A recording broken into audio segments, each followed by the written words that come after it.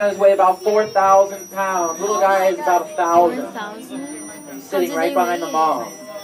Okay. Now this type of rhino is very shy and very skittish, and so they tend to be a little bit dangerous. We don't want to put them out there with the other animals, and that's why they're on their own here.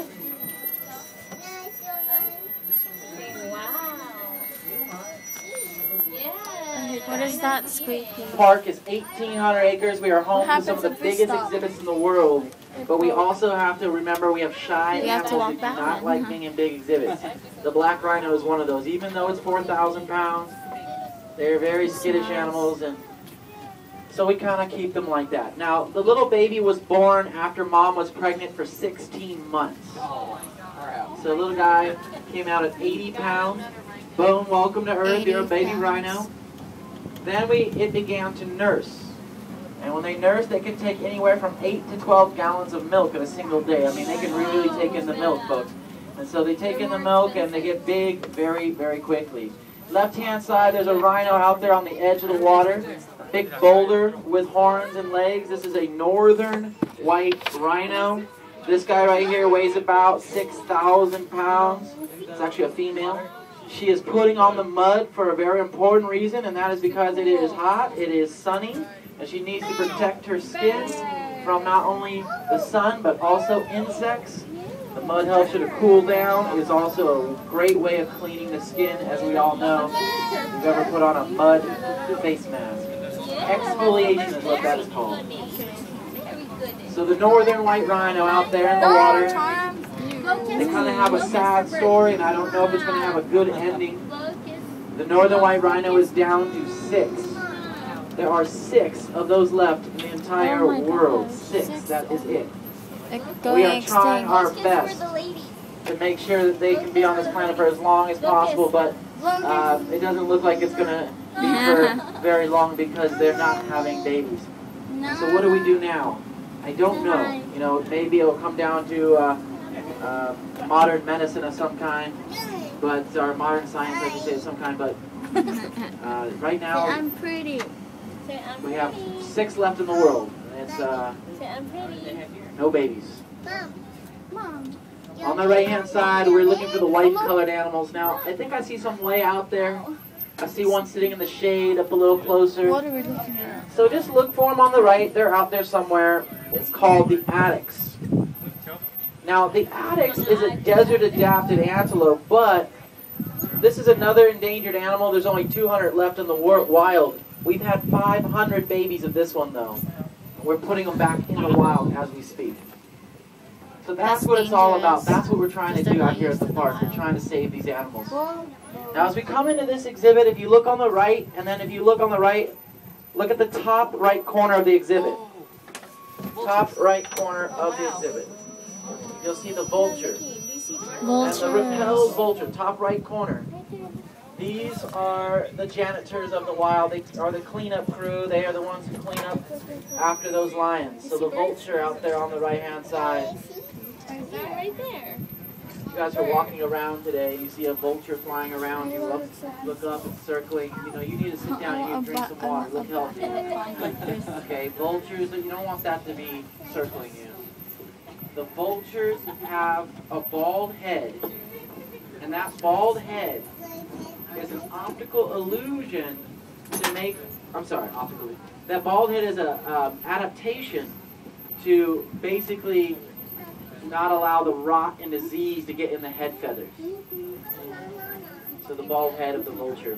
As we go by on the right, you'll see the Somring's gazelle, beautiful antelopes as we go by. They can, of course, run very, very fast. Those are the sprinters. Those are what the cheetahs chase. On the left-hand side, we'll have the most famous antelope on the tour. Bambi. Now, if the gazelles are the sprinter, this next animal is the marathon runner. And on the left-hand side, you'll see the wildebeest. It has a gray color. They're out there sitting down. I see some in the grass. I see some by this tree. The wildebeest can run about 500 to 1,000 miles every year. They chase the rain. They chase that water. They chase that lush grass. This animal is the one you always see in the National Geographic videos running across the Serengeti. They can form a herd up to 1.2 million animals, and that is the estimate of what they are right now in the Serengeti. Now, we have had 3 baby wildebeest. They're out there somewhere with that herd. You might have seen them. And those little babies could walk within 5 minutes after they were born. Wow. So very, very incredible. Left-hand side is another antelope. I think this one is the most beautiful. And I know we have some giraffes as well, but first I'll just talk about this antelope real briefly. If you look at its face, it's called a gemsbok. If you look at its face, you'll see a black line running right up through the eye to the horn. Black line running right up through the eye to the horn. Optical illusion. It makes the horn look longer than it really is. Optical illusion. Okay? So the gemsbok trying to make itself look bigger with its colors. Now giraffes do a very similar thing. If you look closely at the giraffe, you'll see a mane on the back of the neck. And that mane is also an optical illusion. It makes the neck look bigger than it really is. Now the most famous for the mane is the horse, the donkey, and also of course the lion, which has a mane that goes all the way around its body.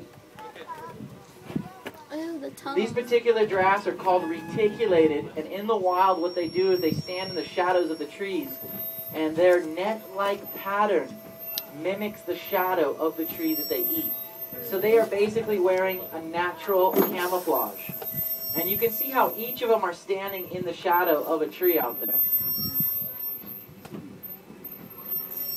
So the reticulated giraffes.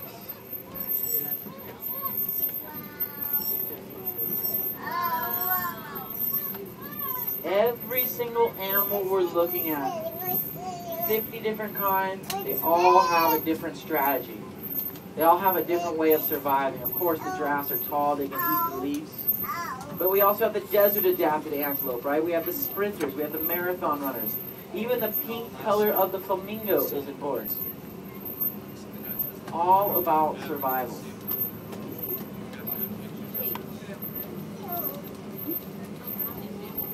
Now on the left-hand side, I see the eland out there with the tan color. They're very large antelope. They weigh just about the same as the buffalo. The buffalo out there are called Cape buffalo. They weigh approximately 2,000 pounds. And the eland can still jump 5 feet straight up there. So imagine if those buffaloes can jump. That's basically what an eland is.